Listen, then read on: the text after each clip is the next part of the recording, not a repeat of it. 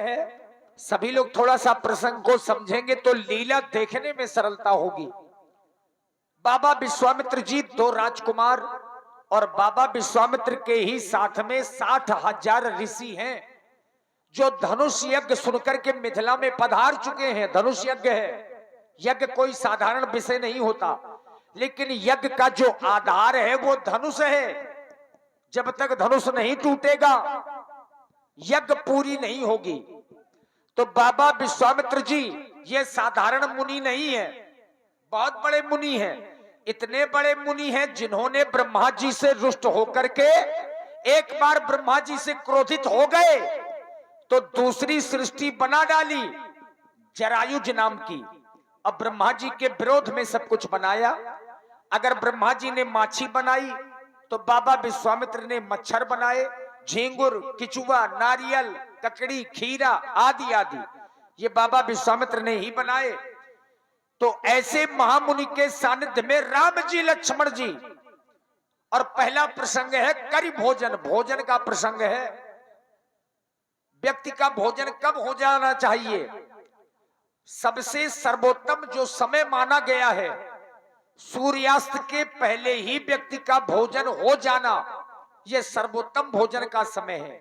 यानी सूर्य अस्त ना होने पाए प्रत्येक व्यक्ति को भोजन कर लेना चाहिए, वही सर्वोत्तम भोजन का समय है। और जो लोग ऐसा करते हैं यानी सूर्यास्त के पहले भोजन कर लेते हैं वो कभी पेट संबंधी रोगी नहीं होते हैं। और बाबा ने वही किया, पहले भोजन फिर कथा, और कथा के बाद संध्या देवी की वंदना। जिस प्रकार से शरीर को भोजन और पानी की आवश्यकता होती है उसी प्रकार से परलोक बनाने के लिए प्रत्येक व्यक्ति को भजन की आवश्यकता होती है। आइए इस प्रसंग के माध्यम से भजन ही सर्वोपरि है। जिस मां संध्या देवी की वंदना स्वयं राम लक्ष्मण कर रहे हैं, स्वयं बाबा विश्वामित्र कर रहे हैं, तो हमें आप सबको भी उस परब्रह्म परमेश्वर की वंदना करना चाहिए जिसने हमें आप सबको यह शरीर दिया है। यह शरीर कोई साधारण नहीं है, एक साधन के रूप में है और इसको बड़े भाग्य से पाया गया है। तो लीजिए सुंदर संध्या वंदन श्री राम जी लक्ष्मण जी के द्वारा।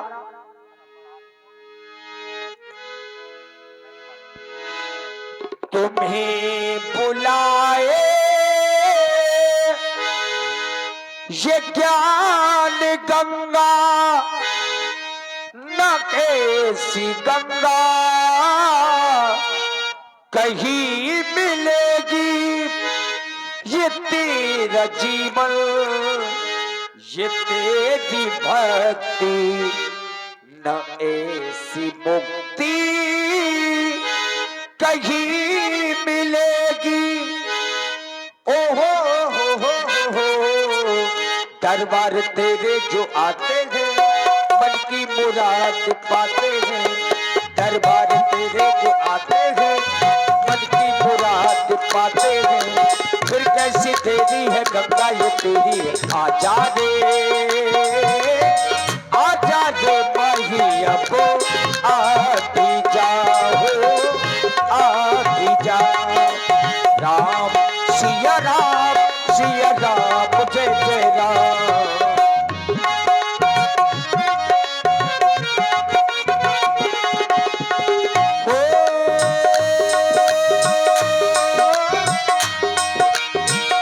मंगल भगलो अमंगल हारी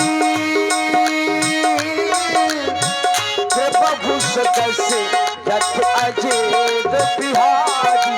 राम सिया राम जय जय राम।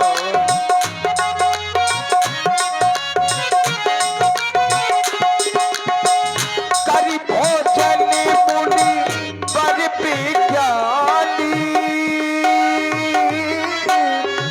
लगी कथन कछु कथा पुरानी। राम सिया राम जय जय राम।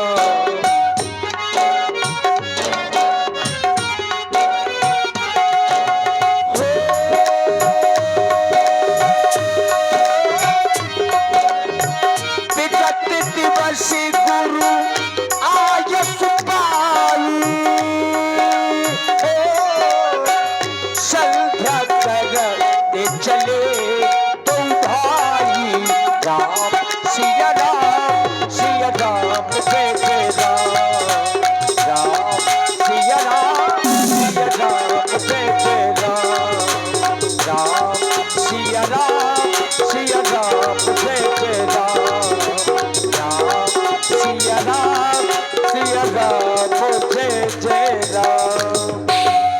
प्रेम की परमल परपाटी में प्रविष्ट होकर प्रेमियों को हृदय को प्रफुल्लित करने वाले एवं धर्म की धुरी को धारण करने वाले धर्मात्मा राम, शीलवान दीप्तवान एवं सुमित्रा की गोद में विहार करने वाले स्वामित्व लक्ष्मण, आज भोजन करने के उपरांत तुम्हें मैं तुम्हारे वंश से संबंधित एक पुरानी कथा का अवलोकन करा रहा हूं, जिसको तुम दोनों बंधु एकाग्र मन होकर के स्मरण करें और श्रवण करें। हे राम, तुम्हारे वंश में बहुत समय पहले सगर नाम के राजा हुए थे। राजा सगर के 60,000 पुत्र थे। एक समय की बात है, राजा सगर ने एक अश्वमेध यज्ञ किया और अश्वमेध यज्ञ के दौरान अश्वमेध यज्ञ के घोड़े को चारों दिशाओं में विजय पताका फहराने हेतु छोड़ा और सभी 60,000 पुत्र उस घोड़े के पीछे पीछे चले। लेकिन जब देवराज इंद्र ने देखा कि राजा सगर ने अश्वमेध यज्ञ का घोड़ा छोड़ रखा है, तो इंद्र भयभीत हो गया कि अगर राजा सगर का यह यज्ञ पूर्ण हो गया तो वो मेरे सिंहासन पर आसीन हो जाएगा। तो इस भय के कारण राजा इंद्र ने उसी अश्वमेध यज्ञ के घोड़े का हरण कर लिया और हरण करने के उपरांत कपिल मुनि के आश्रम में बंधवा दिया। जब राजा सगर के सभी 60,000 पुत्र उस घोड़े के खोजते हुए कपिल मुनि के आश्रम पर पहुंचे और वहां पर घोड़े को बंधा देखा तो बहुत ही क्रोधित हो गए और क्रोध में आवेश में आकर के कपिल मुनि को कुछ अशब्द कह दिए, जिससे कपिल मुनि को भी क्रोध आ गया और उसने अपने तपोबल के माध्यम से राजा सगर के सभी 60,000 पुत्रों को वहीं पर भस्म कर दिया। जब तुम्हारे वंश में राजा भगीरथ हुए तो उन्होंने पृथ्वी पर गंगा लाकर अपने सभी 60,000 पूर्वजों का उद्धार कराया। देख रहा हूं कथा कहते कहते ध्यान भगवान भास्कर की ओर चला गया। भगवान भास्कर अस्ताचल की ओर गमन कर रहे हैं। समय है सुंदर संध्या वंदन का। संध्या किसी देवी या देवता का नाम नहीं, दिन का जाना, रात्रि का आना, इन दोनों का मिलना, और इसी समय को कहते हैं संध्या। धर्म का एक अंग है वेद, वेद का एक भाग है सदाचार, सदाचार का एक कक्ष है उपासना, और उपासना का एक रूप है संध्या। संध्या प्रत्येक प्राणी का परम कर्तव्य होता है। चाहता हूं तुम दोनों बंधु समय को देखते हुए मां संध्या देवी की वंदना अर्चना उपासना करो। मैं भी यहीं बैठ करके मां देवी की संध्या उपासना करता हूं। विगत दिवस गुरु आयस पाई, संध्या करनु चले दो भाई। देख रहे हो लक्ष्मण, बड़ा सुंदर समय है। ऐसे सुंदर समय में आज आदेश मिला अपने गुरु भगवान का संध्या करने के लिए। गु नाम अंधकार का, अरु नाम प्रकाश का, जो हमें अंधकार